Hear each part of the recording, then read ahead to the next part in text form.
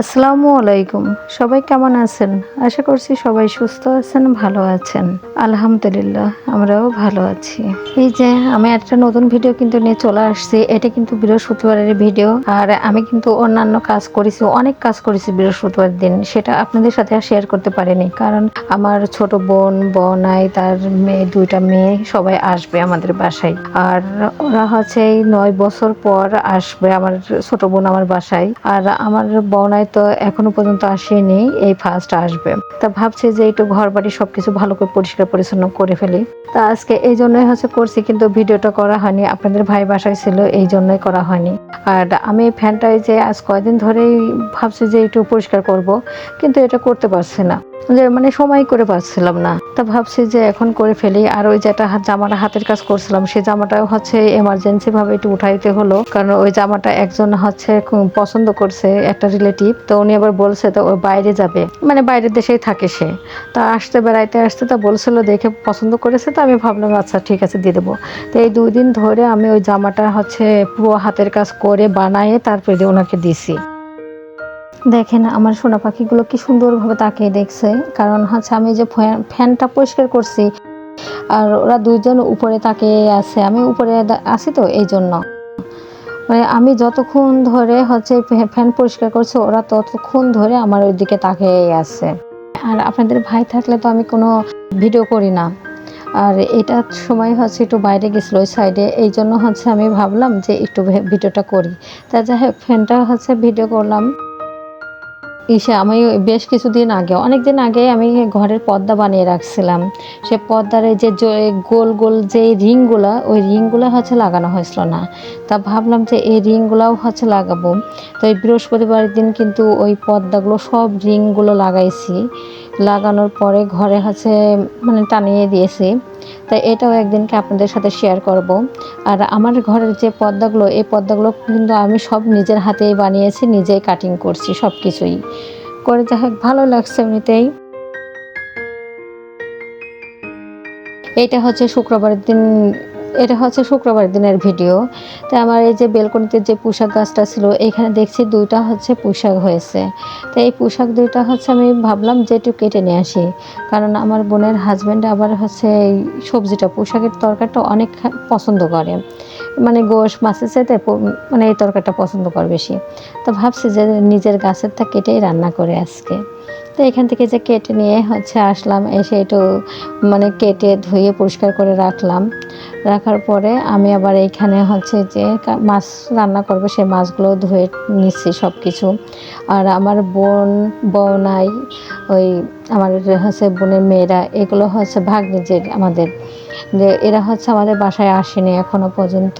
আমার বোন এই 9 বছর পর আমার এখানে আসছে, আর হাজব্যান্ড তো আসেনি, ওর হাজব্যান্ড তো এই ফার্স্ট আসবে। তাহলে ফার্স্টটা যদি আসে, তাহলে পরে কেমন একটা আনন্দ লাগে, আর কেমন করতে মনের ভিতরে একটা অনুভূতি, সেটা আপনারা খুব ভালো জানেন আমার থেকেও। তা আমার তো খুব ভালো লাগছিলো। তা আমি আবার সেই আনন্দেই রান্নাবাড়া শুরু করলাম। আর সব কিছু তো পুরোটা ডিটেলসে দেখানো হয়নি, কিছু কিছু দেখাইছি, কিছু কিছু দেখানো হয়নি। আর লোক থাকলে কিন্তু কিছুই করা যায় না। আর এত তাড়াতাড়ি করে রান্না বাড়া করা, এটি করা, এটা রান্নাটা করে, আর এরা টেনে আসবে, আমার বোনটা ট্রেনে আসবে, এখানে এসে 2টার দিকে এসে পৌঁছাবে বলছিল। তাহলে আমার সকালে রান্না, সকাল সকালে রান্নাটা চুলাই দিছি। যে ভাবছি যে রান্না টান্না সব কমপ্লিট করে ঘরমার গোছায়ে, গোসল নামাজ টামাজ পরে বসে থাকবো এই টাইমে যাতে আসে। যাই হোক, ওরা আসতে আসতে প্রায় একটু দেরি হয়ে গেছিলো। আর আমার রান্নাটাও পুরো কমপ্লিট করেই ফেলছিলাম। আর ঘরটা কিন্তু সুন্দর করে গুছিয়ে ফেলছিলাম একদম। সে ঘরটাও আপনাদের সাথে শেয়ার করা হয়নি, কারণ আর আমার ঘর এমনিতেই সবসময় জন্য যেমন গোছানো থাকে, সেমন তো গোছানো থাকেই। আর তারপরেও বওনায় আসছে, নতুন পর্দাগুলো লাগাইছি, তারপরে একটু গাছ টাছ ছিল ঘরের ভিতরে। যাই হোক, এগুলো দিয়েই করলাম। আর এটা কিন্তু যে কাতলা মাছ রান্না করতেছিলাম সেটা, আর এখানে গরুর মাংস রান্না করবো, সেটাই আমি হাতে মাখিয়ে গরুর মাংস চুলাই দিচ্ছি।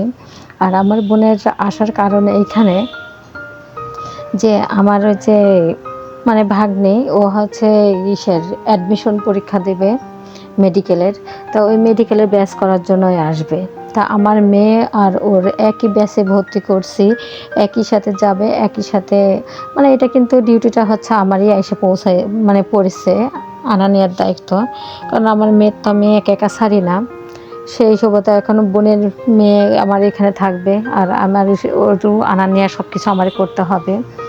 কারণ ওর কিন্তু বাসাতে ওইখানে বাসা নিতে চাইছিল, ওর আব্বু বললো যে বাসা নিয়ে ওইখানে রাখবে।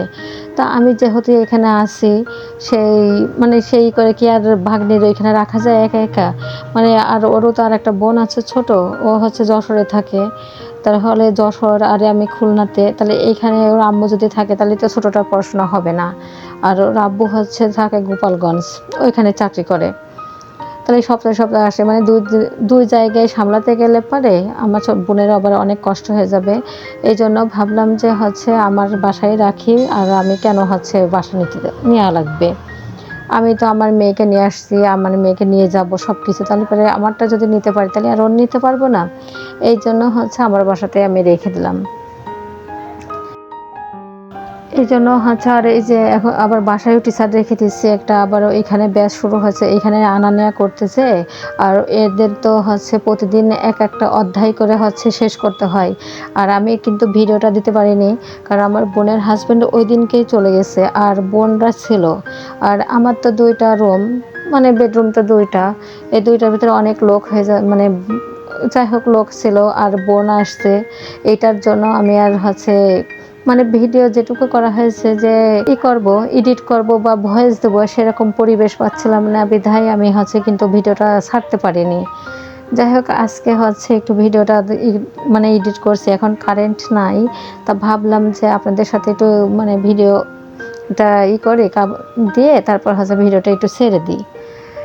আর মেয়ের তো পড়ছে, দুইজনই পড়ছে, ওদের টিচার আসছে বাসায়, তারপর হচ্ছে ব্যাচের পড়া, মানে সারাদিনই পড়েছে দুইজনই, এই ঘরে আর ওই ঘরে ডাইনিংয়ে, এই দুইজন মানে পড়ে বেড়াচ্ছে এরকমভাবে পড়ছে।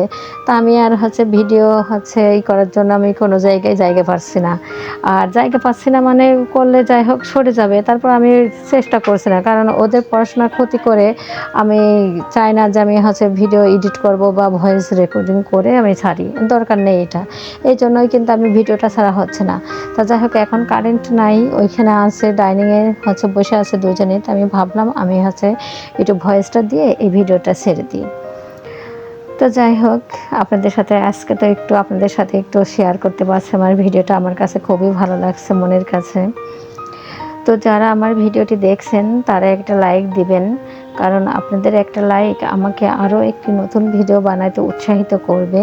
আর আমার ভিডিও যদি আপনাদের কাছে একটুও ভালো লেগে থাকে তাহলে সাবস্ক্রাইব করে পাশে থাকবেন, বেল বাটনটি অন করে রাখলে আমি যে ভিডিওটাই দিব না কেন আপনাদের কাছে নোটিফিকেশন চলে যাবে।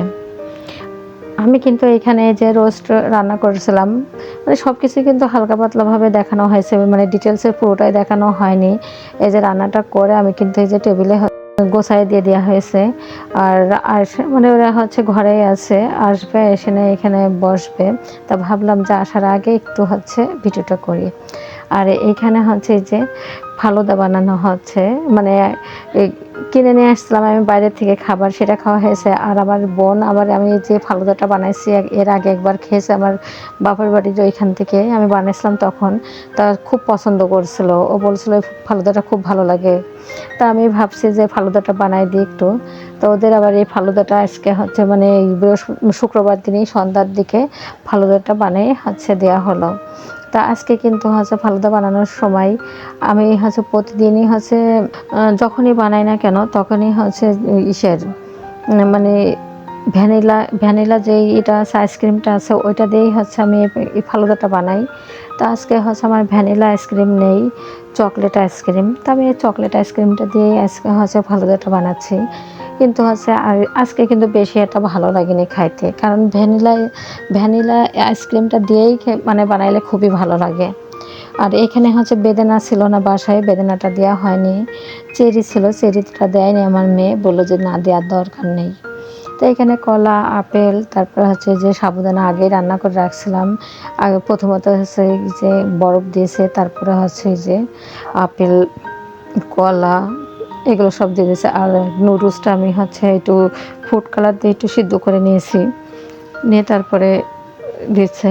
আর হচ্ছে কাস্টার্ড পাউডার দুধ দিয়ে রান্না করে রাখছি আমি, গুঁড়ো দুধ দিয়ে আর কাস্টার্ড পাউডার, তারপরে তরল দুধ এটা মিশাই হালকা একটু চিনি দিছি, চিনি দিয়ে তারপরে হচ্ছে একটু ফ্লেভার অরেঞ্জ ফ্লেভারটা দিয়ে একটু পরিমাণ মতো লবণ দিয়ে আমি হচ্ছে যে কাস্টার্ড পাউডারটা যে রান্না করে রাখছিলাম এটা হচ্ছে দিয়ে দেওয়া হচ্ছে।